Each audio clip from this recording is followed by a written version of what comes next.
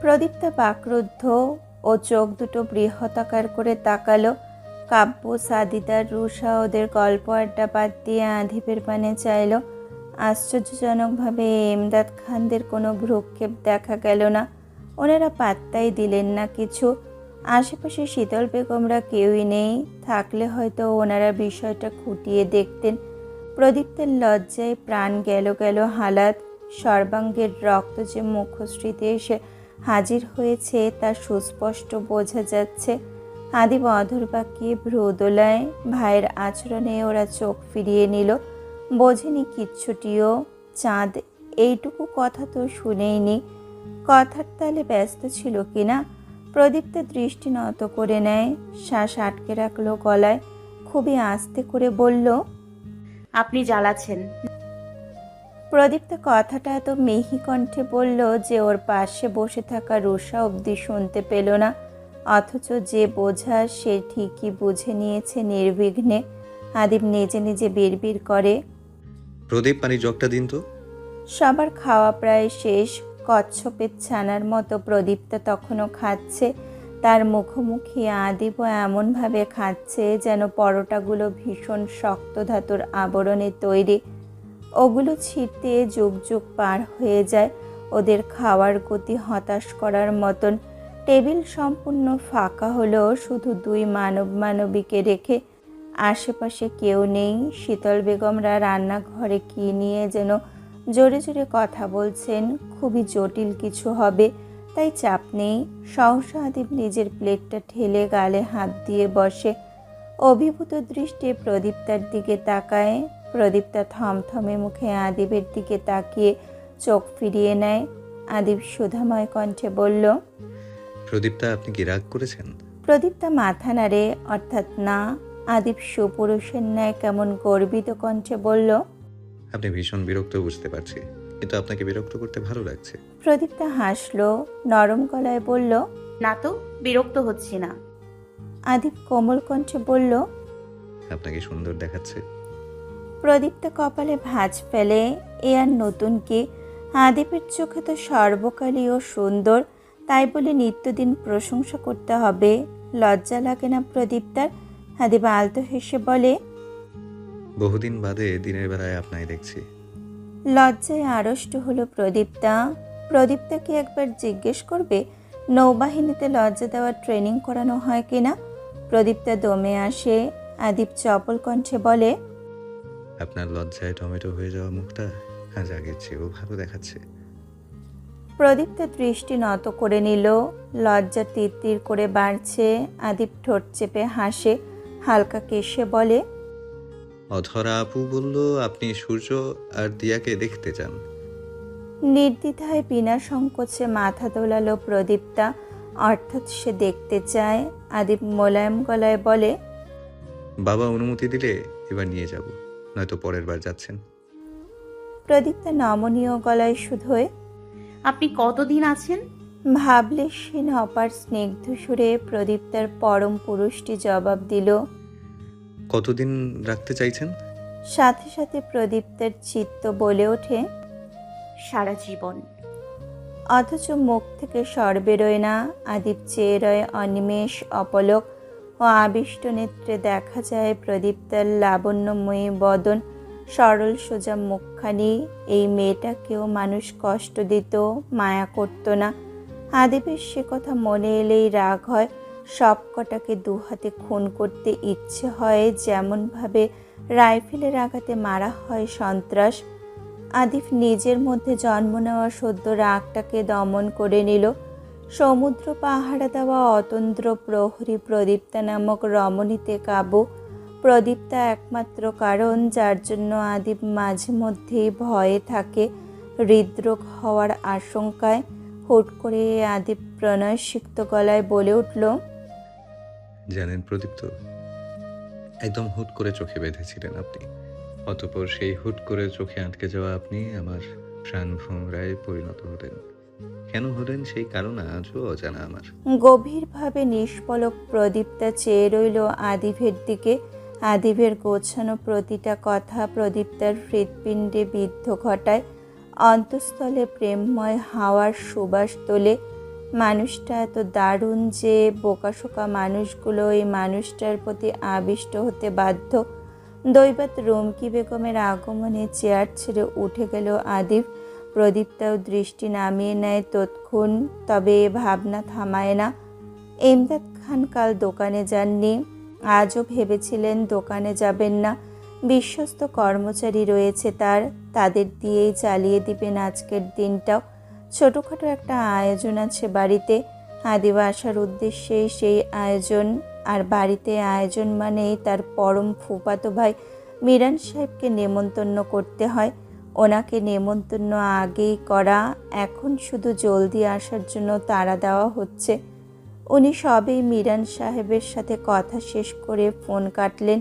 তৎক্ষণাৎ শ্রবণেন্দ্রিয়ে পৌঁছালো একমাত্র স্নেহের পুত্রের দীপ্ত কণ্ঠস্বর। বাবা, আসবো? দরজার বাইরে দাঁড়িয়ে কঠোর মুখে দাঁড়িয়ে আছে আদিব। উনি স্নেহময়ী গলায় বলেন, এত ফর্মালিটির কি হলো? তোমার বাবারই তো ঘর, এসো এসো। আদিব এলো, বসলো এমদাদ খানের চেয়ে কিঞ্চিত দূরত্ব বজায় রেখে। বসার ভঙ্গিটা কঠিন, মুখের ভাবসাব গম্ভীর। এমদাদ খান চোখ মুখ অন্ধকার করে বললেন, কিছু কি হয়েছে? আদিব ভাবান্তরহীন মাথা দোলায়, অর্থাৎ হ্যাঁ। এমদাদ খান চিন্তিত কণ্ঠে বলে ওঠেন, কি হয়েছে? কি সমস্যা? উদ্বিগ্ন শোনায় ওনার কণ্ঠস্বর। আদিবের হেরফের নেই, ও দৃঢ় কণ্ঠে বলে, আমার হৃদস্পন্দন চলছে না বাবা। আমার হৃদযন্ত্র কার্যক্রম বন্ধ করে দিয়েছে। আমি আমার হৃদস্পন্দন সচল করতে চাই। এমদাদ খান পিলে চমকে ওঠেন ছেলের এমন কথায়। অর্থহীন এমন কথার কোনো আগামাথা বুঝে উঠতে পারলেন না ভদ্রলোক। ওনার ললাটে কুঞ্চন দেখা যায়। উনি প্রশ্ন ছোড়েন, মানে? আদিব বিনা সংকোচে নির্দ্বিধায় কাটকাট কণ্ঠে বলে ওঠে, আমি বিয়ে করতে চাই বাবা। রশিদ আঙ্কেলের স্নেহের কন্যাকে আমার চাই। ওনার নিকট প্রস্তাব রাখো। ওনাকে বলবে ওনার মেয়েকে আমার লাগবেই, নয়তো হৃদস্পন্দন থমকে থাকার দরুন তোমার ছেলে ইন্তেকাল করবে। জড়বুদ্ধির ন্যায় স্তব্ধ হয়ে গেল এমদাদ খান। অবিশ্বাস্য চাহনি খেলে গেল ওনার চোখে মুখে। বিস্ময়ে ওষ্ঠাধরা একে অপরের সঙ্গ ছাড়ালো। বিনা মেঘে বজ্রপাত ঘটল ওনার মাথার ওপর। উনি দৃশ্যমান কেঁপে উঠলেন কেমন করে, যেন বৈদ্যুতিক শক খেয়েছেন মাত্রই। ভদ্রলোক এতটাই বিস্মিত হলেন যে কিছুক্ষণের জন্য কথা বলতেই ভুলে গেলেন। যখন সম্বিত ফিরে পেলেন তখন উনি আশ্চর্য সুরে বললেন, পাগল হয়েছ আদিব? কি বলছো এসব? আদিব নির্লিপ্ত, ঠিক আগের মতোই। ও ওর মতো করে বলল, যাকে অর্ধাঙ্গিনী রূপে চাইছি সেই করছে পাগল। খুব অন্যায় করেছে, ভয়ঙ্কর রকমের অন্যায়। শাস্তির স্বরূপ সহধর্মিণী হিসেবে ওনাকে আমার চাই। এমদাদ খান বাকরুদ্ধ। ওনার হাত পা জমে যাচ্ছে বরফের মতো। উনি অবিশ্বাস্য কণ্ঠে বললেন, তুমি কতটুকু দেখেছো প্রভাকে? ও ও তোমাকে সামলানোর মতো মেয়ে না। আদিব হালকা হাসে, স্বাভাবিক কণ্ঠে বলে, ওনার মতো করে আমাকে সামলাতে কেউ আর পারবে না। এমদাদ খান হতবম্ব হয়ে যাচ্ছেন ছেলের এক একটা কথায়। উনি বললেন, এটা কিছুতেই সম্ভব না। তাছাড়া কাব্যপ্রভাকে। উনি থেমে যান। এমদাদ খান কাব্যকে ভীষণ সন্দেহ করেন। উনি মনে করেন কাব্য প্রদীপ্তাকে পছন্দ করেন, তাই প্রদীপ্তাকে দেখে দেখে রাখে। প্রদীপ্তার বিয়ের কথা বলায় ক্ষেপে যায়। এমদাদ খানের কথা শুনে তীক্ষ্ণ দৃষ্টি ফেলল আদিব। ও ভারী কণ্ঠে শুধোয়, কাব্য ওনাকে কি? এমদাদ খান তপ্ত শ্বাস ফেললেন। উনি অতিষ্ঠ ভঙ্গিতে বললেন, কাব্যপ্রভাকে অন্য নজরে দেখে। আদিব সময় নিল না জবাব দিতে। ও নির্লিপ্ত কণ্ঠে বলল, জানি কাব্যর উচিত ছিল আপনাদের প্রভাকে বোনের নজরে দেখা, অথচ ও ওনাকে ভাবির নজরে দেখেছে। হাউএভার ইটস নর্মাল বাবা। এমদাদ খানের কপাল হতে ঘাম চুয়ে চুয়ে পড়ছে। উনি এবার ভীষণ কড়া কণ্ঠে বলে উঠলেন, আদিব, এতকাল যা চেয়েও আমি আপত্তি করিনি, তবে এটাতে আপত্তি করছি। আদিব, এতকাল যা চেয়েছ আমি আপত্তি করিনি, তবে এটাতে আপত্তি করছি। তোমার এমন তোমার এমন উদ্ভট ইচ্ছেতে বাড়ির কেউ রাজি হবে না। তাছাড়া রশিদ কেন তোমাকে মেয়ে দেবে, যেখানে তুমি সারা বছরের জন্য নিরুদ্দেশ হয়ে যাও? কবে ফিরবে না ফিরবে তার কোনো ঠিক থাকে না। এমন ছেলের সাথে রশিদ ওর অমন ফুলের মতো মেয়েটাকে কেন দিতে চাইবে? আদিপ চিন্তা ভাবনা করে না বিন্দুমাত্র। ও জানত বোধ হয় ওর বাবার জবাব এমন কিছু হবে। আদিপ দৃঢ় কণ্ঠে বলল, তোমার কাছে আমি আমার ইচ্ছে পেশ করেছি, এই জন্য যেন তুমি রশিদ আঙ্কেলের কাছে প্রস্তাব রাখতে পারো। ছেলের বাবা হিসেবে এটা তোমার দায়িত্ব, আর মেয়ের বাবা হিসেবে প্রস্তাব গ্রহণ করা বা ফিরিয়ে দেওয়া ওনার কর্তব্য। তবে এইটুকু জেনে রাখো, আমি কারো ইচ্ছের অনিচ্ছার ধার ধারছি না। আমার জীবনে জীবনসঙ্গী হিসেবে ওনার চেয়ে উত্তম আর কাউকে পাবো না। তাই ওনাকে আমি যে কোনোভাবে নিজের করব, কেউ চাক বা না চাক। আর তোমার জন্য মঙ্গলজনক হবে যদি তুমি সবাইকে রাজি করাতে সক্ষম হও, নয়তো যে কোনো কিছু হবে। আর এটা মোটেও আমার মুখের কথা নয়, বরং তোমাকে দেয়া আমার হুমকি। ইমদাদ খান ঘেমে নিয়ে একাকার, ঝড় বইছে ওনার সর্বাঙ্গে। এমন না ওনার প্রদীপটাকে অপছন্দ, তবে পছন্দ হলে কি ছেলের বউ বানিয়ে ফেলতে হবে? ওনার শ্বাস ভারী হয়ে আসে। আদিপের এক একটি বাক্য আজ ইমদাদ খানের নিকট তরবারির আঘাতের ন্যায়। আদিপ কথার মাধ্যমে এক একটা তীক্ষ্ণ ধনুক ছুঁড়ে বেরিয়ে গেল গটগট পায়। ইমদাদ খান মহা বিপদে পড়লেন। বাড়ির একটা সদস্য এই বিয়েতে মত দিবেন না। উনি কি করে সবাইকে রাজি করাবে?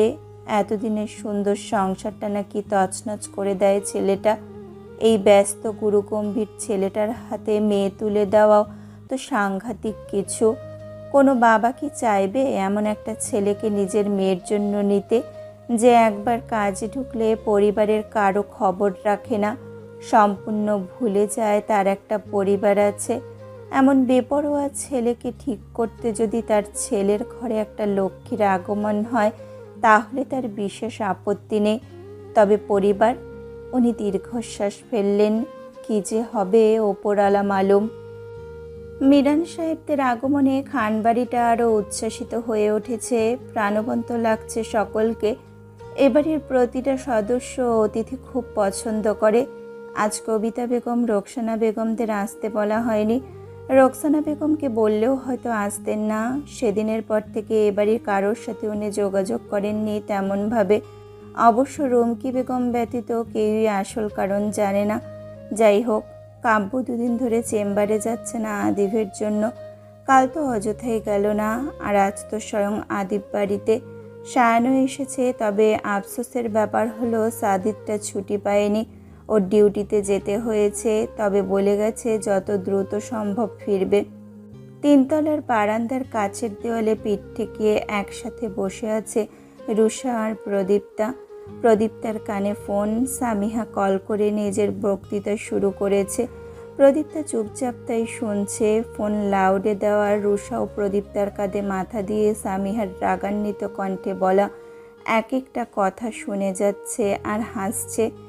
রুষা ফিসফিসিয়ে প্রদীপ্তাকে শিখিয়ে দিল, বলো বড় ভাই এসেছে, কয়দিন ভার্সিটিতে যেতে পারবে না। প্রদীপ্তা তোতা পাখির মতো শিখিয়ে দেওয়া কথা উগরে দিল ফোনের অপর প্রান্তে সামিহার কাছে। বড় বড় ভাইয়া এসছেন তো, তাই আসতে পারবো না কয়েকদিন। থেমে থেমে বাক্য সম্পন্ন করল প্রদীপ্তা। আদিবকে বড় ভাইয়া বলার সময় কণ্ঠ এত কেঁপেছে যা বলার বাইরে। এই প্রথম নিজের মুখে ওই মানুষটাকে ভাই বলে ডাকা হলো, তাও রুষার শিখিয়ে দেওয়ার দরুন। রুষা কপালে হাত দিয়েছে প্রদীপ্তার বোকামি দেখে। ও বিরক্ত ছড়া কণ্ঠে বলে, আবু তুমি কি পাগল? আমার ভাইয়া তোমার ভাই হতে যাবে কোন দুঃখে? প্রদীপ্তা পলক ঝাপটালো বার কয়েক, অতঃপর মিনমিনে গলায় সামিহার উদ্দেশ্যে বলল, না মানে আমার মায়ের ভাইয়ের মেয়ের বড় ভাইয়া এসছেন। বাকরুদ্ধ সামিহা। কি দারুণ সম্পর্কের বিশ্লেষণ! রুষা সঙ্গে সঙ্গে হাসিতে ফেটে পড়ল। ও হাসতে হাসতে লুটোপুটি খাচ্ছে। প্রদীপ্তা ঠোঁট কামড়ে চেয়ে আছে রুষার দিকে। ওর হাসির এমন কায়দা আরও কিছুক্ষণ চলতে থাকলে নিশ্চিত প্রদীপ্তাও হেসে ফেলবে। ও কিছু না বলে ফোন রেখে দিল। রুষার দিক থেকে চোখ ফেরাতে পারল না। কেমন হেসেই চলেছে এক নাগারে। ও হাসতে হাসতে বলল, তুমি ভাইয়ার পরিচয় যেভাবে এক্সপ্লেন করলে ভাই আসলে হার্ট অ্যাটাক করবে। প্রদীপ্তা লজ্জিত বোধ করে ও মিহি কণ্ঠে বলল। তুমি ভাইয়া বলতে মানা করেছিলে। রুষা বলে, হ্যাঁ করেছিলাম, কারণ আমার ভাইয়া তো তোমার ভাই হয় না বলো। প্রদীপ্তা মাথা নামিয়ে বসে। আদিপুর ভাই লাগে না এ কথা তো একদম সত্য। প্রদীপ্তা মনে মনেও কোনোদিন ভাই ডাকেনি আদিফকে। এমনকি যখন ওর আদিফকে পছন্দ ছিল না তখনও ও মনে মনে ভাইয়া ভাবেনি লোকটাকে। আর আজ মুখে উচ্চারণ করলো। এ কথা আদিপ জানলে হয়তো প্রথমবারের মতো খুব রাগ দেখাবে, নয়তো উপেক্ষা করে যাবে সম্পূর্ণ। এরই মাঝে রুষা ফের বলে ওঠে, তুমি কিন্তু ভাইয়ের নাম ধরে রাখতে পারো। চোখ দুটো বড় বড় করে রুষার দিকে তাকালো প্রদীপ্তা। থতমত খেয়ে বলল। কি কি বললে তুমি? রুষা কিঞ্চিত হেসে ঠাট্টার সুরে বলে, ভাইয়াকে নাম ধরে ডাকবে। এক্সাম্পল দিই, এই যেমন ধরো তুমি ভাইয়াকে খেতে ডাকার সময় ডেকে বললে, আদিফ আসুন খাবার বেড়েছি খেয়ে যান। প্রদীপ্তার চোখ দুটো কোটর ছেড়ে বেরিয়ে যাওয়ার উপক্রম। ওর কান হতে ধোয়া বেরোচ্ছে রুষার কথা শুনে। কিংকর্তব্য বিমূঢ়, চোয়ালে আপনা আপনি ঝুলে পড়েছে। এমন অস্পর্ধা তো কাব্য দেখায় না। সেখানে রুষা প্রদীপ্তাকে বলছে, মেরে টেরে ফেলার ফোন দিয়ে আসছে নাকি? প্রদীপ্তা হতবিহ্বল হয়ে তাকিয়ে রয় নিষ্পলক। প্রদীপ্তার মুখে নাজেহাল অবস্থা দেখে দম ফাটা হাসিতে দ্বিতীয়বারের জন্য ফেটে পড়ল রুষা। ও হাসতে হাসতে গড়াগড়ি খেলো আবার। প্রদীপ্তা মুখ ফুলিয়ে শ্বাস ফেলল। যাকে নিয়ে রুষার এত হাসাহাসি, সেই মানুষটা সেখানে উপস্থিত হলো একটু পর। রুষা ভাইকে দেখা মাত্র হাসি থামিয়ে সোজা হয়ে বসলো। হাসি মুখে বলল, তুমি এখানে হঠাৎ? আদিপ মুখে কিছু বলল না, তবে ইশারায় রুষাকে যা বোঝানোর বুঝিয়ে দিল।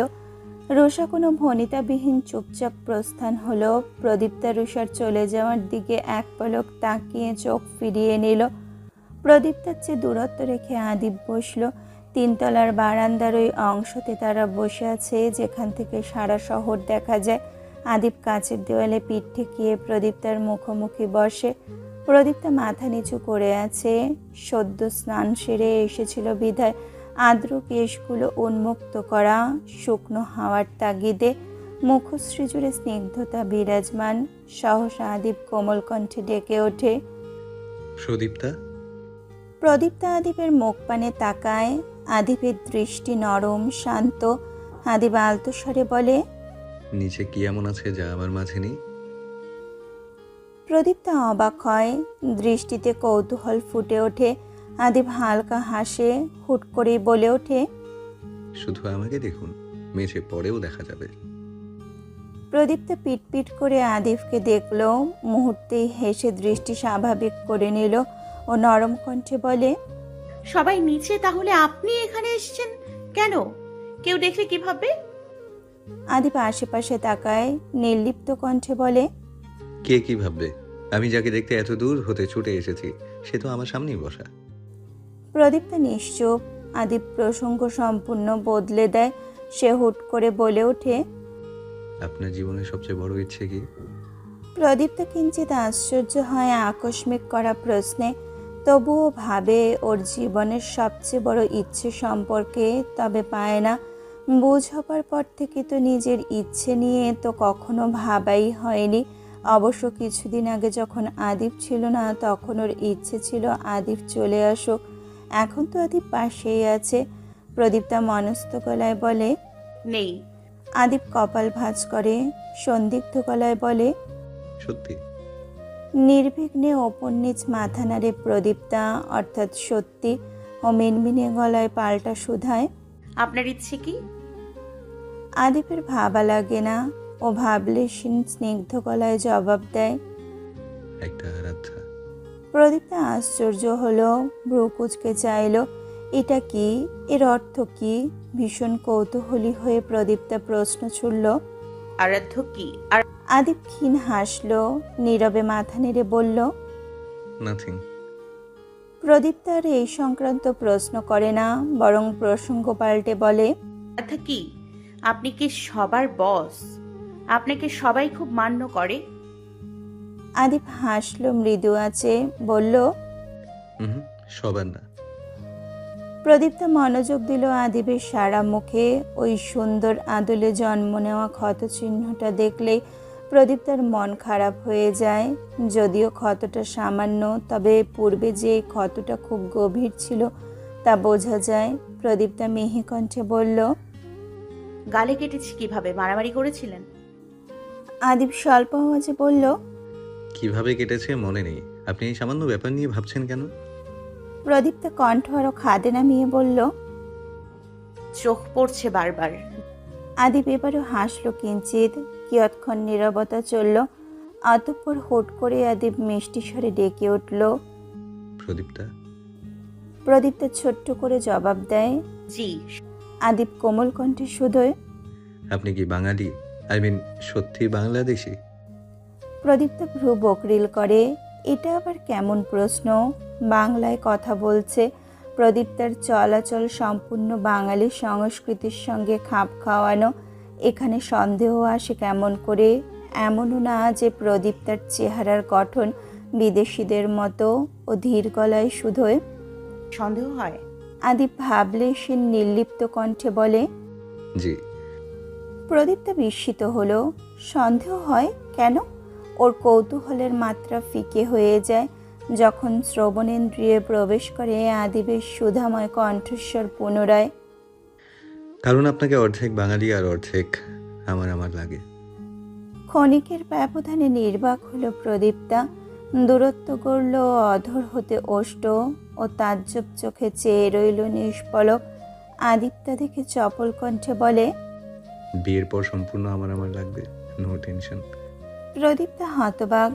নির্ঘাত নৌবাহিনীতে এসব শেখানো হয়? নয়তো একটা সাধারণ মানুষ এমন পাগল পাগল কথাবার্তা বলতে পারে? এতটা লজ্জা দিতে পারে একটা নিষ্পাপ চেহারার রমণীকে? প্রদীপ্তের চক্ষু নেমে এলো। গাল গরম হয়ে উঠেছে ক্ষণিকেই। কাব্যের রুমে কাব্য আর সায়ান বসে নিজেদের মধ্যে কথাবার্তা বলছে। আজ সায়ানের কাছ থেকে কাব্য জানতে পারে প্রদীপ্তাকে নাকি নিহাল পছন্দ করেছিল। মিরান সাহেব এই সম্পর্কে একদম অমত পোষণ করলেও রোকসানা বেগম এসে নাকি প্রস্তাব দিয়েছিলেন রুমকি বেগমের কাছে। রুমকি বেগম প্রস্তাব ফিরিয়ে দিয়েছেন। সব শুনে কাব্য যেন আকাশ থেকে পড়েছে। বাড়িতে এসব ঘটে গেছে অথচ কোনো কাকপক্ষীও টের পায়নি। কাব্য আশ্চর্য হয়ে সায়ানের সবগুলো কথা শুনে গেল। আদিবকে এসব বললে নিশ্চিত নিহালের হৃৎপিণ্ডখানা বের করে রোকসানা বেগমকে খাওয়াবে। কি সাংঘাতিক কথাবার্তা! সহসা রুষা এলো কাব্যর ঘরে। শান থেমে গেল। রুষার পানে তাকাতেই রুষা এসে পাশে বসলো। শানের কাঁধে হাত রেখে কৃত্রিম হেসে বলল, কি খবর ভাইয়া? তুমি তো ভালো হয়ে গেছো। এখন আর তোমার দেখা পাওয়া যায় না। বাংলা সিরিয়ালের শাশুদের মতো ঝগড়াও করতে আসো না। উপরওয়ালা কি তোমার মাথায় মস্তিষ্কে সৃষ্টি ঘটাচ্ছে ধীরে ধীরে? শান তীক্ষ্ণ দৃষ্টিতে তাকাতেই রুষা হেসে ওর কাছ থেকে সরে গেল। কাব্যের সাথে বসলো। কাব্যকে বলল, ভাইয়া হয় না? এমনভাবে বলতে হয় ভাইয়াকে? শান বিড়বিড় করে। বেয়াদব যে।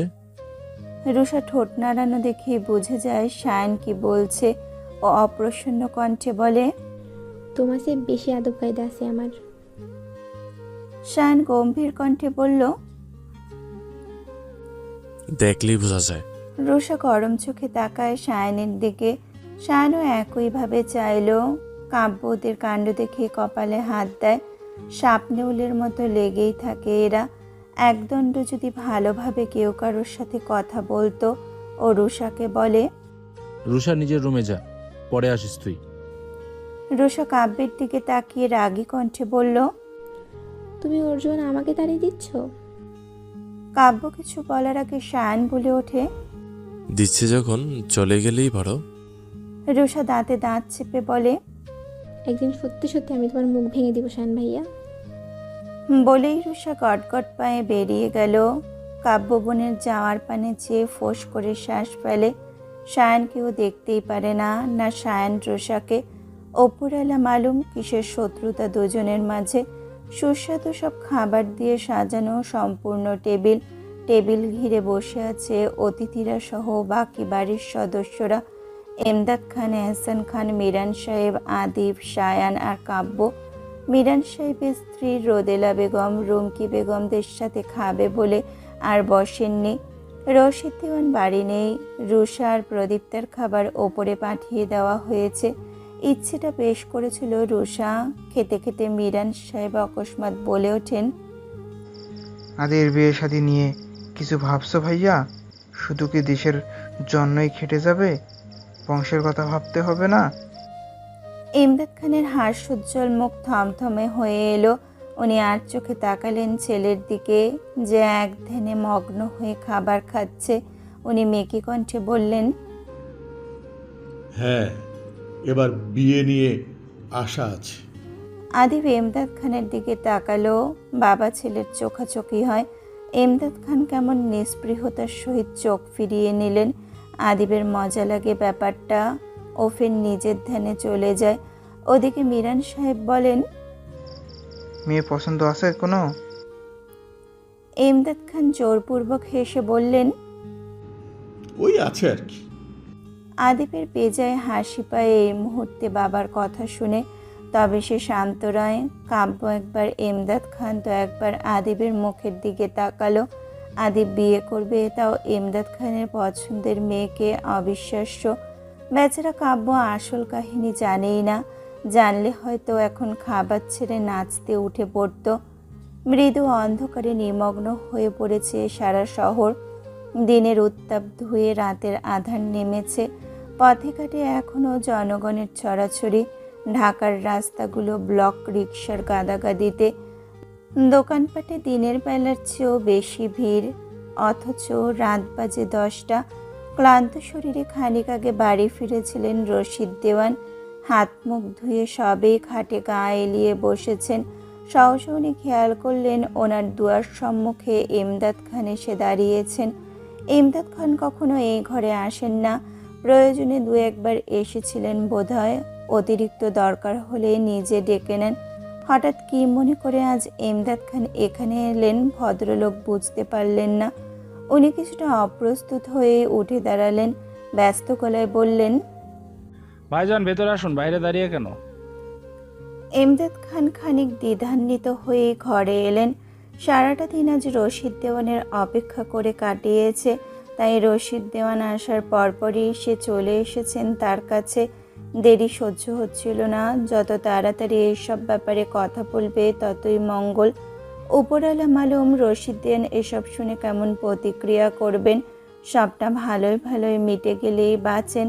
উনি কঠিন ভঙ্গিতে বসলেন, মুখটা থমথমে। কোথা থেকে যে শুরু করবেন বুঝতে পারছেন না। রশিদ দেওয়ান খানিক চিন্তিত হয়ে বললেন, কিছু হয়েছে ভাইজান? কিছু বলবেন? ইমদাদ খান জড়তা নিয়ে বললেন, ওই একটা কথা বলার ছিল আর কি। রশিদ দেওয়ান ওনাকে সহজ করতে প্রসন্ন গলায় বললেন, বলুন না, ইতস্তত করবেন না ভাইজান, আপনি আমার বড় ভাইয়ের মতো। ইমদাদ খান সংকোচ তাড়ালেন মন থেকে। শ্বাস নিলেন লম্বা করে। অতঃপর নিবিড় গলায় বললেন, দেখো রশিদ, আজ অবধি আমি তো তোমার কাছে কম কিছু চাইনি। আমার বোনকে আমার কাছে, আমার বাড়িতে রাখা থেকে শুরু করে সময়ে অসময়ে অনেক কিছুই চেয়ে এসেছি, তুমিও দিয়েছো। ওনাকে মাঝপথে থামিয়ে দিলেন রশিদ দেওয়ান। উনি উদ্বিগ্ন কণ্ঠে বললেন, এসব বলে আমায় লজ্জা দেবেন না ভাইজান। আপনি কখনোই আমার কাছে আহামরি কিছু চান। আমি একজন নগণ্য মানুষ মাত্র। আমার কেমন সামর্থ্য আছে দেওয়ার? বরং আপনি দয়া করছেন বলেই আমার কাছে আজ সব আছে। ইমদাদ খান বুক থেকে পাথর সরান। উনি হালকা করেন নিজেকে। অতঃপর তপ্ত শ্বাস ফেলে বলেন, এসব বাদ দাও। আজ তোমার কাছে যা চাইতে এসেছি, অনুগ্রহ করে সে আবদারটুকু রাখার চেষ্টা করো।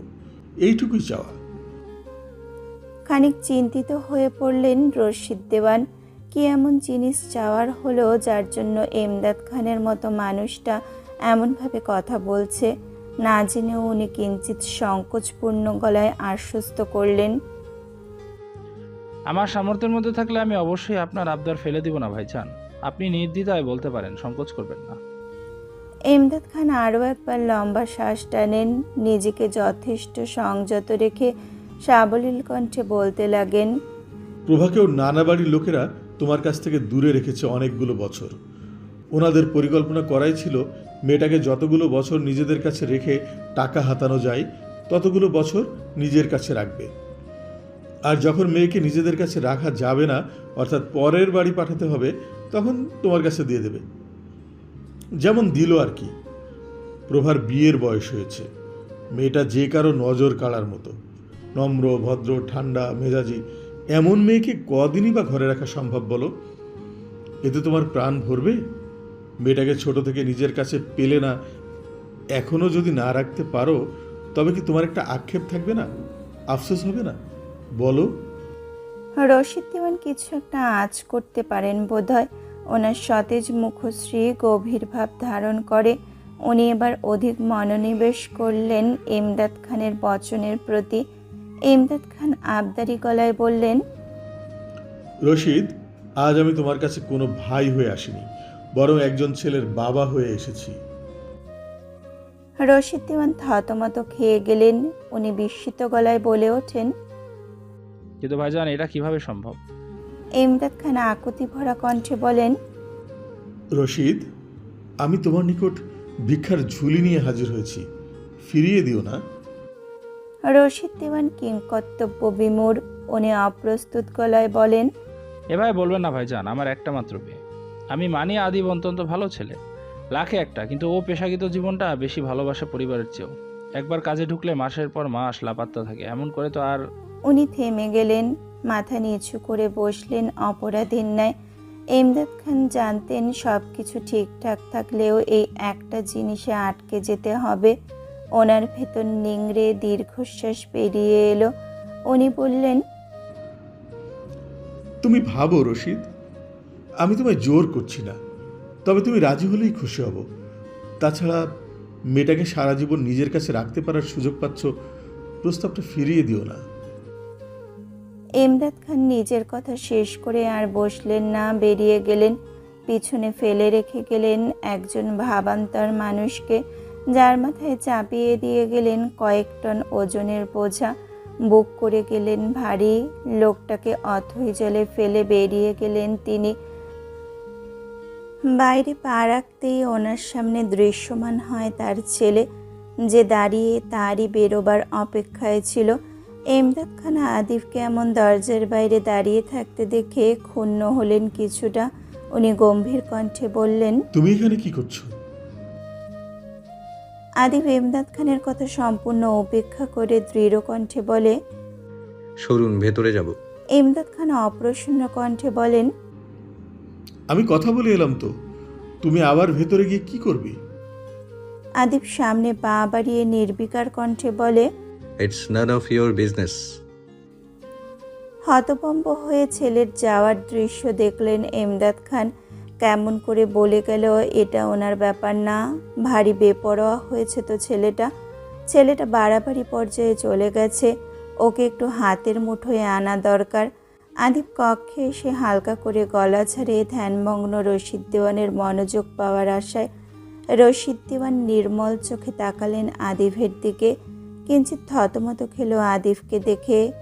এই না মাত্র ইমদাদ খান ওকে নিয়ে কথা বলে গেলেন। আদিফ বিয়ে করার পাত্র না, ও বিয়ের নাম হতে 10 মাইল দূরে থাকে। নিশ্চয়ই একটু আগে ইমদাদ খানের দেওয়া প্রস্তাব ফিরিয়ে দেওয়ার কথা বলতে এসেছে। আদিফ ঠান্ডা গলায় বলে, দুঃখিত না বলে আসার জন্য। রশিদ দেওয়ান হাসতে চেষ্টা করলেন।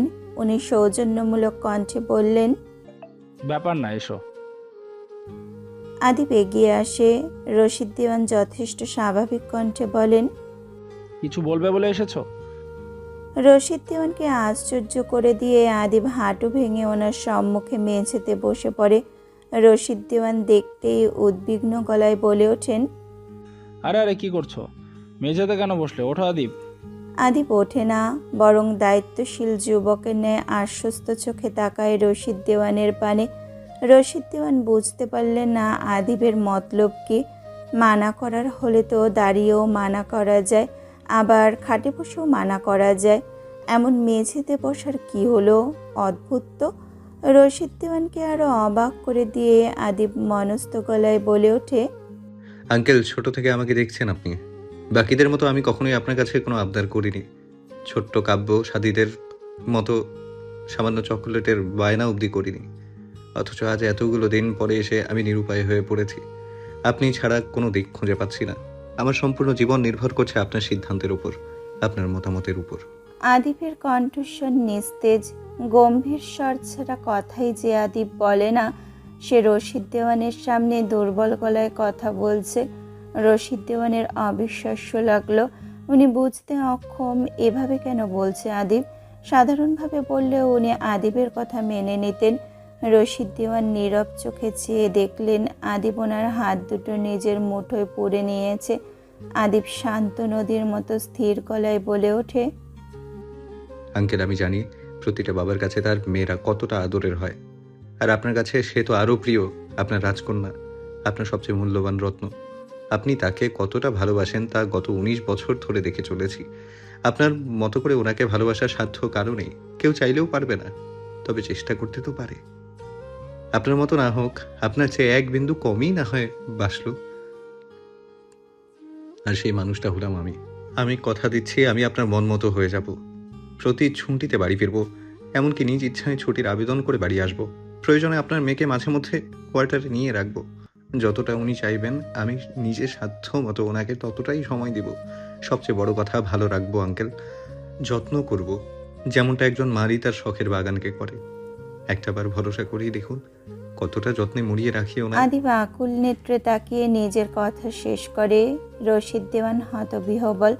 আদিবের মুখে এমন কথা তার নিকট অবিশ্বাস্য। উনি নিজেকে আবিষ্কার করলেন বিস্ময়ের চূড়ান্ত পর্যায়ে। ওনার মেরুদণ্ড সোজা হয়ে গেছে, অবাকতা গ্রাস করেছে আদল। উনি হতবুদ্ধি হয়ে পড়েছেন। রশিদ সাহেব কিছু আলাদা ভেবেছিলেন, অথচ আদিব ওনার চিন্তাধারার সম্পূর্ণ বিপরীতে। এও সম্ভব?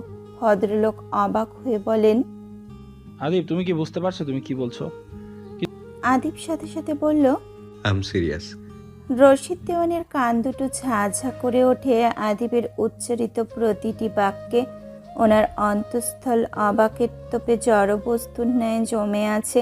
কই, এর আগে তো প্রদীপ্তার জন্য আদিবের চোখে কখনো ভালোবাসার আভাসটুকু দেখেনি কেউ, এবং কি এই মুহূর্তেও দায়িত্বশীলতাবিহীন ভালোবাসা খুঁজে পাচ্ছেন না উনি। রশিদ সাহেব চোখ ফিরিয়ে নিলেন। উনি থমথমে গলায় বললেন, কিন্তু তুমি তো প্রভাকে পছন্দই করো না। আদিব মাপা শব্দে নিরিট কণ্ঠে জবাব দেয়, ওনার চেয়ে অধিক পছন্দ আর কাউকেই করি না। বাকরুদ্ধ হয়ে পড়লেন রশিদ দেওয়ান। তার চোখ দুটো বিস্ময়ের অতল গহ্বরে পরিণত হয়েছে। ললাটে আকস্মিক ফুটে উঠেছে প্রশ্নোক্ত ভাঁজ। ছেলে বলে কি প্রদীপ্তাকে ওর পছন্দ, অথচ সকালেও প্রদীপ্তাকে আপনি বলতে বারণ করায় কি তেজি একখানা জবাব দিয়েছিল আদিব। রশিদ দেওয়ান সত্যি আদিবের অভিব্যক্তি বুঝতে অক্ষম। এসব কেন করছে আদিব? কি এসবের উদ্দেশ্য? নাকি যা বলছে সব সত্যি? আদিব তো নাটক করবার পাত্র নয়। উনি শুনলেন আদিব ফির বলছে, আমার ওনাকে চাই আঙ্কেল, ফিরিয়ে দেবেন না অনুরোধ। আপনি ফিরিয়ে দিলে আমি ব্যর্থ হব, ভাঙা হৃদয় নিয়ে চলে যেতে বাধ্য হব। আমি একবার গেলে আর কখনো বাড়ি ফিরবো না, বিশ্বাস করুন, কখনোই না। আমার কর্মসংস্থানে গিয়েও আমাকে পাবেন না। আমি ছেড়ে দেবো এসব পেশা, যে পেশাটা আমার খুব শখের। আমি হারিয়ে যাব দুনিয়া হতে। আপনারা আমার অস্তিত্বের সন্ধানটুকুও পাবেন না। আমি বিলীন হয়ে যাব। প্রদীপটা বিনা আদিব মিয়ে যাবে আঙ্কেল। ইয়া কারিম সাক্ষী, আমি শেষ হয়ে যাব। আদিবের কণ্ঠ ভাঙা ভাঙা, দুর্বলতায় বেষ্টিত স্বর। অবিশ্বাস্য ঘটনার অভিঘাতে নির্বাক হয়ে পড়েছেন রশিদ দেওয়ান। অন্তঃকরণে আবদ্ধ শব্দভাণ্ডার হতে ভাষা বিলীন হয়ে গেছে ওনার। মুখশ্রী মিয়ে গেছে শূন্যতায়। বিস্ময়ের ভার সয়ে নিতে অক্ষম পায় পাতলা দেহটা। অপ্রত্যাশিত ঘটনার অনির্বাচনীয় মুহূর্তে দাঁড়িয়ে উনি নিস্পন্দ, আশ্চর্য।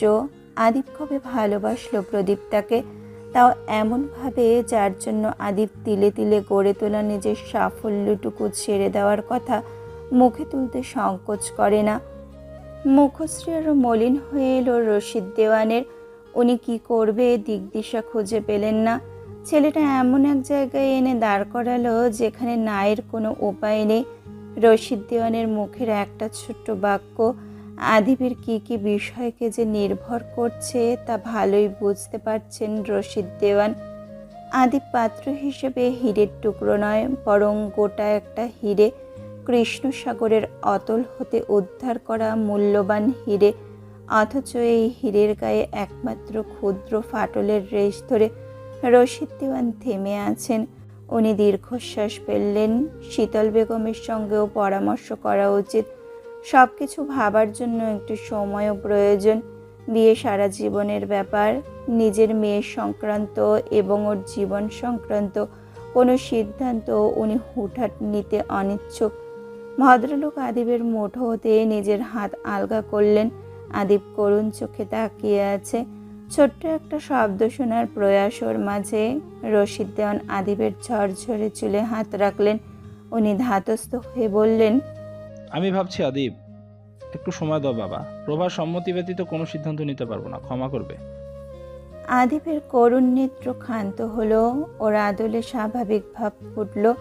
আদিব অবগত রশিদ দেওয়ানের আদরের প্রভার সম্মতি সম্পর্কে।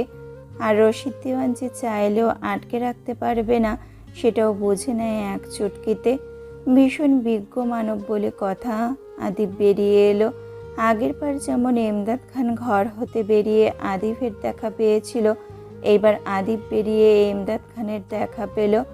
আড়ি পেতে ভেতরের কথোপকথন শুনছিলেন আদিবের শ্রদ্ধেয় পিতা মহাশয়। উনি চমকপ্রদ বাক্য আওড়ান,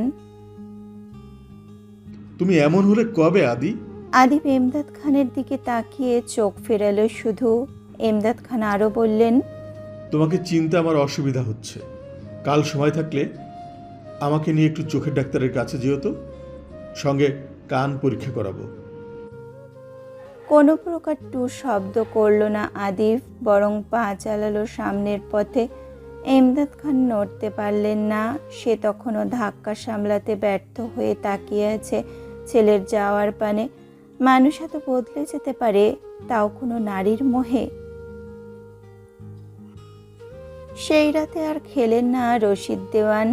অবাক হতে হতে পেট থেকে গলা অবধি ভরে গেছে। তবে স্ত্রী শীতল বেগম খেয়ে দিয়ে ঘরে ফিরলেন। আরও একবার এসেছিলেন অবশ্য স্বামীকে ডাকতে। তখন রশিদ তাকে খেয়ে নিতে বলেছে, জানিয়েছে সে রাতে খাবে না। সে যাগ্যে ভদ্রমহিলা কক্ষে এসেই দেখলেন স্বামী তার সিলিংয়ের দিকে তাকিয়ে এক মনে কি যেন ভেবে যাচ্ছে। আদল জুড়ে চিন্তার রেশ স্পষ্ট। কি নিয়ে এত দুশ্চিন্তা করছে রশিদ দেওয়ান? শীতল বেগম কাছে গিয়ে বসলেন। অন্যমনস্ক রশিদ দেওয়ানকে মৃদু ঠেলে সম্বিত ফেরালেন। নড়ে চড়ে উঠল রশিদ দেওয়ান। শীতল বেগম তখন কপালে প্রগাঢ় কুঞ্চন করে বললেন, কি ভাবছো এত? কি হয়েছে? বক্ষ পিঞ্জরে জমাট বাঁধা দীর্ঘশ্বাস কম্পিত শ্বাসে রূপান্তরিত হয়ে নিংড়ে বেরিয়ে এলো গহীন হতে। উনি বিষণ্ণ মুখে বললেন, প্রভার বিয়ে নিয়ে ভাবছি। শীতল বেগমের মুখ চোখে অন্ধকার নামলো। উনি মেকি রাগ নিয়ে বললেন, প্রভার বিয়ে? ওর বিয়ে নিয়ে কি ভাবছো তুমি? আমার মেয়ে আমি এত তাড়াতাড়ি বিয়ে দিব না। সেই দিন না তোমায় বললাম? রশিদ দেওয়ান বলেন, সে তো আমিও চাইনি, কিন্তু আজ হঠাৎ করেই ভাইজান ঘরে এলেন। উনি দ্বিতীয়বার দীর্ঘশ্বাস ফেললেন। শীতল বেগম বড় ভাইয়ের কথা শুনতেই ভীষণ মনোযোগ নিয়ে শুনতে আরম্ভ করল। রশিদ দেওয়ান প্রতিটা কথা শীতল বেগমকে জানালেন। শুধু চেপে গেলেন আদিভের করে যাওয়া পাগলামির কথাগুলো। সে চায় না ছেলেটার দুর্বলতা সবার নিকট প্রকাশিত হোক। শীতল বেগম সবটা শুনে রশিদ দেওয়ানের মতোই অবাক হলেন। সে বললেন, এইসব কি করে হয়? এত ঘনিষ্ঠ আত্মীয়তার মাঝে এইসব সম্পর্ক হয় নাকি? ভাইয়া কি পাগল হয়ে গেলেন? কেউই তো এই সম্পর্ক মানবেন না। রশিদ দেওয়ান নিস্তেজ কণ্ঠে বলেন, ধরো মেয়ের বাবা হিসেবে আমি মেনে নিয়েছি, ওদিকে ছেলের বাবা হিসেবে ভাইজানও রাজি, এরপর আর কে মানবে না? শীতল বেগম হাঁসফাঁস করলেন কথাখানা বলতে। তবু উনি বললেন, ছোট ভাবি একটু অন্যরকম মানুষ, জানোই তো। উনি আদিবকে যতটা স্নেহের সাথে বড় করেছেন, নিজের সন্তানদের জন্য অতটা করেছে কিনা সন্দেহ। ছোট ভাবির সাথে আজই বড় ভাবির তর্কাতর্কি হয়েছে প্রভাকে নিয়ে। উনি বলছিলেন যে রশিদ দেওয়ান ভ্রু বাঁকিয়ে প্রশ্ন ছড়েন। কি বলছেন? শীতল বেগম মাথা নিচু করে বললেন, উনি বলছিলেন প্রভার কোনো ছেলের সাথে সম্পর্ক আছে। উনি নাকি পরশু মাঝরাতে প্রভাকে ফোন করে কারোর সাথে কথা বলতে শুনেছে, এর আগেও নাকি শুনেছেন। তাছাড়া প্রভার হাবভাবও আজকাল নাকি সুবিধার লাগছে না। রশিদ দেওয়ান চমকের উপর চমক খাচ্ছেন। এই মুহূর্তে উনি বিস্ময়ের চেয়েও বেশি ক্ষুণ্ণ হলেন। রশিদ দেওয়ান ভারী কণ্ঠে বললেন, এসব বলেছেন উনি, অথচ আমার মেয়েটা সবার চেয়ে আলাদা। যার আমাদের সাথে কথা বলতে এত জড়তা, সে মেয়ে এসব করবে উনি ভাবছে কোনাক কেলে। শীতল বেগম বললেন, এই কারণেই তো বড় ভাবির সাথে ওনার তর্কাতর্কি হলো। বড় ভাবির একই কথা বলছিলেন। আজ সারাদিন দুইজনের কথা বন্ধ। কাল যদি প্রভার সাথে আদিবের বিয়ের আলোচনা ওঠে, তাহলে তো ছোট ভাবি সব লন্ডভন্ড করে দিবেন। রশিদ দেওয়ান গম্ভীর কণ্ঠে বলেন, প্রভাকে রাখো শীতল, বলবে জলদি আসতে। শীতল বেগম মিনমিনে গলায় বললেন, কাল না হয় এইসব নিয়ে। রশিদ দেওয়ান দৃঢ় গলায় বলে উঠলেন। এখন আমি ওর সাথে কথা বলতে চাইছি। শীতল বেগম আর পাল্টা রাগ করতে পারলেন না। স্বামীর আদেশে ছুটলেন মেয়েটাকে ডাকতে। আনন্দে জলজল করছে বয়সের ছাপের ভাঁজে এখনো সুন্দর রয়ে যাওয়া দুই নয়ন জোড়া। সারা সুশ্রী বদন জুড়ে হাস্যোজ্জ্বল আভা লেপ্টে আছে। ভদ্রমহিলা প্রফুল্ল গলায় বলে উঠলেন, সারাটা দিন পেরিয়ে গেল, আর এই সুন্দর সংবাদটা তুমি আমাকে এখন শোনাচ্ছ? ইয়া উপরাওয়ালা, আমি আনন্দ কোথায় রাখি? বাচ্চাদের মতো উচ্ছ্বাসটুকু স্বামীর নিকট প্রকাশ করলেন রুমকি বেগম। কি যে আনন্দ লাগছে আদিবের সম্পূর্ণ ঘটনা শোনার পর, তা উনি বোঝাতে পারছেন না। ইমদাদ খান হাসলেন স্ত্রীর অভিব্যক্তি দেখে। উনি বললেন, সারাদিন তো ব্যস্ত ছিলে, বলার আর সুযোগ কই। রুমকি বেগম ক্ষীণ অভিমান দেখিয়ে বললেন, তাই বলে মেয়ের বাবার কাছে বিয়ের প্রস্তাব দিয়ে এলে, অথচ আমি ছেলের মা হয়ে পেলাম না। ইমদাদ খান আদুরে গলায় বলেন, লক্ষ্মী বউ আমার, আমি কি করতাম বলো? তোমারও সময় হচ্ছিল না, আমারও তো আর সই ছিল না। রুমকি বেগম লজ্জা পেলেন বোধহয়। উনি মেয়েকে রাগ নিয়ে বলেন, বুড়ো হচ্ছ, ছেলে কাল বিয়ে করলে পরশুই তুমি দাদা, এবার এসব বাদ দাও। ইমদাদ খান হো হো করে হেসে ওঠে। কথা তো সত্য। রুমকি বেগম খুব আয়েশ করে বসলেন। খুশি মনে বললেন, তার মানে আদি আগের বাড়ি প্রভাকে পছন্দ করে গিয়েছিল বলে, আগের বারের সময় ছিল না বলে কাউকে জানাইনি, এবার তাই এসেই সর্বপ্রথম এই কথা জানালো। ইমদাদ খান মাথা নাড়লেন। স্ত্রীর কথায় তাল দিয়ে বললেন, হ্যাঁ তাই হবে। রুমকি বেগম এবার ক্ষীণ হেসে বলে, এবার বুঝলাম আমার মা এত যত্ন করে গড়ানো চুড়ি চেন কেন প্রভার গায়ে পরিয়েছিলেন, তার আদির বউ বানাবে বলে। তুমি ভাবো ছেলে তোমার কি হয়েছে, নানা নানিকে জানিয়ে এসেছে সেই কবে, অথচ বাপ মা হিসেবে আমরা জানলাম আজ। ইমদাদ খান আর কি বলবেন, সে নিজেও হাসল। একমাত্র ছেলের বিয়ে বলে কথা, কারো আনন্দের মাত্রা কারো থেকে কম নয়। রুমকি বেগম বললেন, বিয়ের তারিখ কবে ঠিক করেছো? ইমদাদ খান বলেন, এখনই অধৈর্য হয়েও না তো, এখনই অধৈর্য হয়েও না তো, আগে রশিদকে হ্যাঁ বলার সুযোগ দাও। রুমকি বেগম অত বেশি চিন্তা করলেন না। উনি নির্বিকার কণ্ঠে বললেন, সে রশিদ ভাই এমনিতেও রাজি, যা কাহিনী শোনালে তুমি। দুজনে আবার একসাথে হেসে ফেলল। শুনশান নীরবতা চলমান সমগ্র কক্ষ জুড়ে। মাথার উপর সিলিং ফ্যানটা ঘুরলেও সারা অঙ্গ ভিজে স্যাঁতস্যাঁতে হয়ে উঠেছে প্রদীপ্তার। ঘড়ির কাঁটার টিকটিক আওয়াজ নির্বিঘ্নে ছুঁয়ে দিচ্ছে কর্ণকুহর। নিজেদের নিঃশ্বাসের আওয়াজ নিজেরা শুনতে পাচ্ছে এমন নিবিড় সারা কক্ষ। রজনীর 12 ঘটিকা, অথচ ঘরের জানালা দুটো খোলা। সেই জানালা ভেদ করে হু হু করে হাওয়া প্রবেশ করছে, কিন্তু ছুঁতে পাচ্ছে না প্রদীপ্তার দেহ। প্রদীপ্তা ওর বাবার সম্মুখে বসে আছে, যেই বাবা আজকাল হাসি মুখ ছাড়া প্রদীপ্তার সামনে বসেই না, সে আজ খুবই গম্ভীর চিন্তামগ্ন। শীতল বেগমও কেমন হাঁসফাঁস করছেন। কি হয়েছে ওনাদের দুজনের সে সম্পর্কে বিন্দুমাত্র অবগত নয় প্রদীপ্তা। ও কৌতূহলী চিত্তে অধীর আগ্রহে নিমজ্জিত বাবার মুখ থেকে কিছু শোনার স্পৃহায় দৈবাৎ সমস্ত নিঃশব্দ ঘোর কাটিয়ে রশিদ দেওয়ান পেশ করলেন ওনার স্বাভাবিক কণ্ঠস্বর। প্রভা, তুমি রাত জাগো? এতক্ষণ বাদে সে এমন একটা প্রশ্ন কেন করলেন রশিদ দেওয়ান তা বুঝতে থতমত খেল প্রদীপ্তা ও নিচু স্বরে বলল, জি, মাঝে মাঝে। রশিদ দেওয়ান ভ্রুকুচকে বললেন, কেন জাগো? বাবা মায়ের সামনে যদিও বা অস্বস্তি হলো বলতে, তবুও প্রদীপ্তা জবাব দিল, উপন্যাস পড়ি। বুক হতে বিশাল শৈল আকার পাথর সরল রশিদ দেওয়ান আর শীতল বেগমের। ওনারা দুজনের মুখ পানে চাইল। রশিদ দেওয়ান মোটেও সন্দেহের তাগিদে মেয়েকে ডাকেনি, বরং ডেকেছে অন্য কারণে। আজ ব্যাপারটা কাটছাট না করলে হয়তো রাতে ঘুম হতো না। উনি লম্বা করে শ্বাস নেন, আদুরে গলায় মেয়েকে বলতে লাগেন, তোমার বেড়ে ওঠা নানা বাড়িতে আমি তোমাকে পেয়েছি বা কদিন বলো? তুমি আমার দুয়ারে হাজির হয়েছে ওই মুহূর্তে, যেই মুহূর্তে একজন বাবার হাত দুটো বাঁধা থাকে, গলায় ছুরি বেঁধে স্নেহের কন্যাকে পাঠাতে হয় অন্যের বাড়ি। এইটুকু শুনেই প্রদীপ্তার সর্বাঙ্গ কেঁপে ওঠে। তার বাবা কোন দিকে ইঙ্গিত দিতে চেয়েছে তা বুঝতে সক্ষম হয় ও। প্রদীপ্তার হৃদস্পন্দন বাড়ে, থমকায় মস্তিষ্ক। রশিদ দেওয়ান কথা চালিয়ে যান, তুমি বড় হয়েছো, আশা করি বুঝতে পারবে কথাগুলো। আমি যদি চাইতাম তবে বড় জোর 2-3 বছরই নিজের কাছে রেখে দিতে পারতাম তোমায়। কিন্তু কি জানো, 2-3 বছর আমার কাছে বড্ড কম সময় হতো। সারা জীবন সন্তান থাকার পরেও নিঃসন্তান পিতার মতো হাহাকারে দিনের পর দিন বিধ্বস্ত হওয়াকেই আমি তার নিকট 3 বছর অতি অল্প সময়। এতে আমার সারা জীবনের আক্ষেপ মিটত না। আফসোস করতে করতেই মাটিতে মিশে যেতে হতো আমার।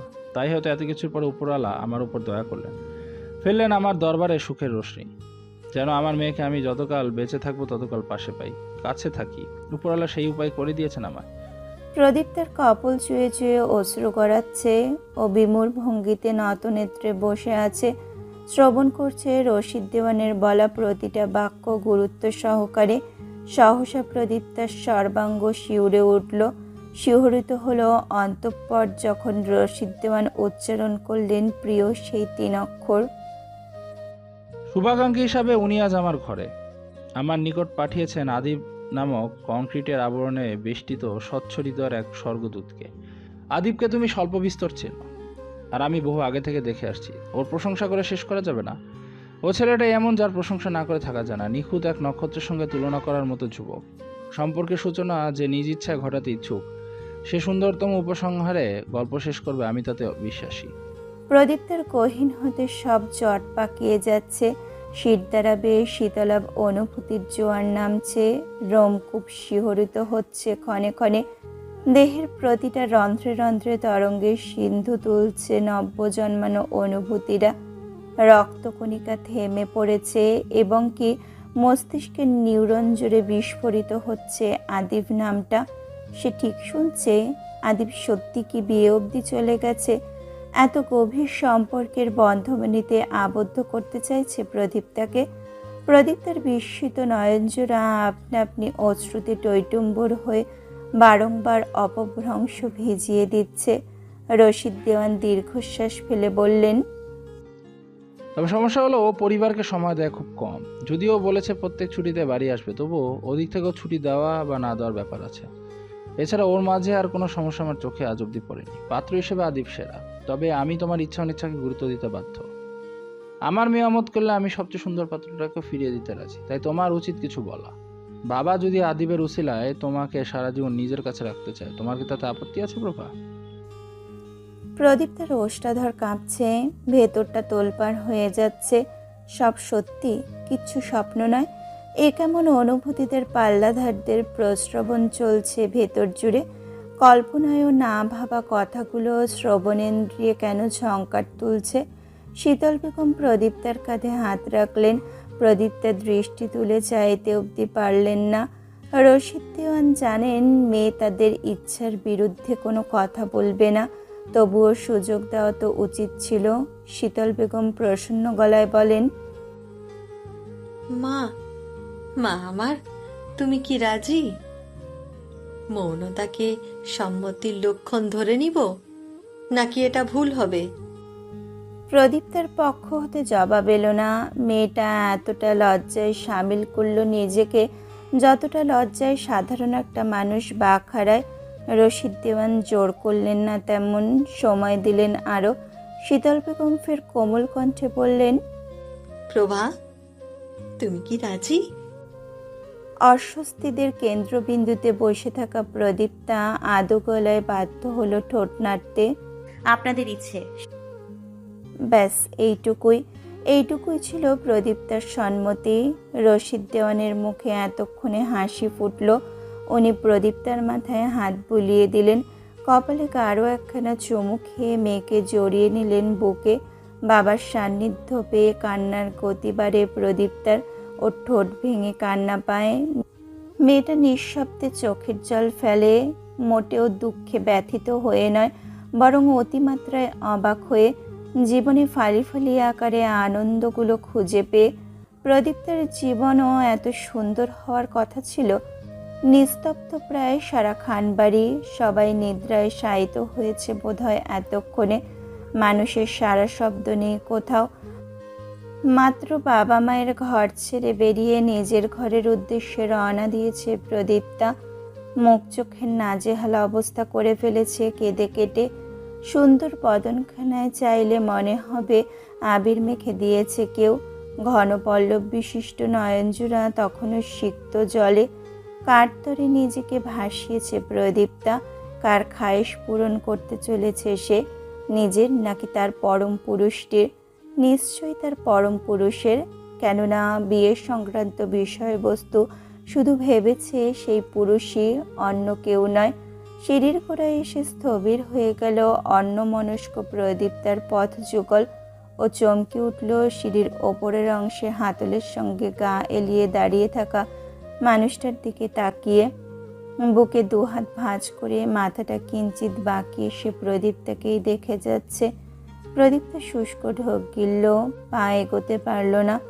উপরে দাঁড়িয়ে থাকা মানুষটা কি দাঁড়িয়ে দাঁড়িয়ে প্রদীপ্তার অপেক্ষা করছে? প্রদীপ্তা নিভু নিভু আলোয় স্পষ্ট দেখলো আদিপ চোখের ইশারায় ওকে এগোতে বলছে। প্রদীপ্তা মাথা নামালো, পা বাড়ালো সিঁড়ির ওপরে। এক পা করে সামনে যত এগোচ্ছে ততই সমান বেগে ওর হৃদস্পন্দন বাড়ছে। মেয়েটা এগোয়, আরও এগোয়। সিঁড়ির একদম শেষ মাথায় পৌঁছাতে দুটো সিঁড়ি পেরোনোর বাকি শুধু, অথচ সে তাই আদিপ মূর্তির ন্যায় দাঁড়িয়ে আছে, নড়ছে চড়ছে না। প্রদীপ্তাকে ওপরে উঠতে দেওয়ার কি কোনো ইচ্ছে নেই তার? প্রদীপ্তা মিহি কণ্ঠে বলল, সরুন। আদিপ নিজের কাজ হতে প্রদীপ্তার দূরত্ব মাপল। দু সিঁড়ির চেয়েও বেশি দূরত্বে তারা। যথেষ্ট জায়গা আছে প্রদীপ্তার জন্য। মেয়েটা এতটুকু ঘনিষ্ঠতা এড়িয়ে যেতে চায়। আদিপ অধর বাঁকায়, শ্মশান মানে সরে যায় আরও দূরত্বে। প্রদীপ্তা একবার সেই দৃশ্য পরখ করে সামনে এগোয় ফের।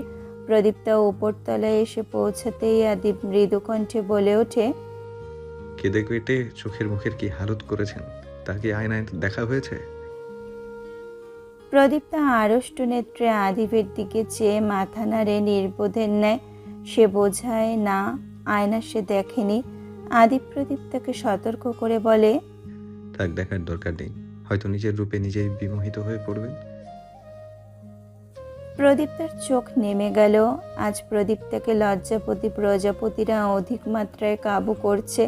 সবসময় আদিবের কাছাকাছি থাকলে লজ্জা পায় মেয়েটা, তবে আজ অন্যরকম লজ্জায় রেঙেছে ওর অপভ্রংশ। আদিবের প্রিয়তমার মন পড়ার ক্ষমতা রয়েছে। সে ক্ষণিকে বুঝে নেয় তার প্রদীপ্তা অকারণে লজ্জা পাচ্ছে। তাই বুঝি লজ্জা দ্বিগুণ করতে সে কৌশল করে বলে উঠল, আমার মাননীয় শ্বশুর বাবা আপনায় বকেছে প্রদীপ্তা, নাকি আমার শাশুড়ি মা আপনায় মারলো? এত কেঁদেছেন কেন? রক্ত জবার মতো লালি বা হলেন কিভাবে? রাত বিরাতে হোলি খেলে এসেছেন নাকি? কি করে পারলেন আমি হিনা রং খেলায় মত্ত হতে? মনে পড়লো না আমাকে একটুও? প্রদীপ্তা ভাষা হারালো নিমেষেই। লালেময়ী আভার দাপট ভর করে উঠল আনন্দ জুড়ে। নীল লাল বাতির খেলাও চলল কিয়ৎকাল। এই মুহূর্তে অদৃশ্য হতে পারলে প্রদীপ্তা তাই হয়ে যেত। কথার ফাঁদে ফাঁদেই একদিন আদিপ প্রদীপ্তাকে মারবে নিশ্চিত। প্রদীপ্তা চোখ তোলার স্পর্ধা ভুলেও দেখালো না। আদিপকে নাস্তানা বোধ করতে পেরে ঠোঁট কামড়ে হাসলো ও বুকের বাঁ পাশে হাত রেখে মহাবিষ্ট কণ্ঠে বলল, আপনার রক্তরাঙা মুখ, লজ্জায় নিমজ্জিত চোখ আমাকে আরো একবার সম্পূর্ণভাবে আমার প্রতি সমর্পিত হতে বাধ্য করে ছাড়ল। প্রদীপ্তা আর চোখে তাকায়। আদিপ সেই চোরাই চোখে নিজের চোখের ধারালো দৃষ্টি স্থির করে কোমল কণ্ঠে বলে,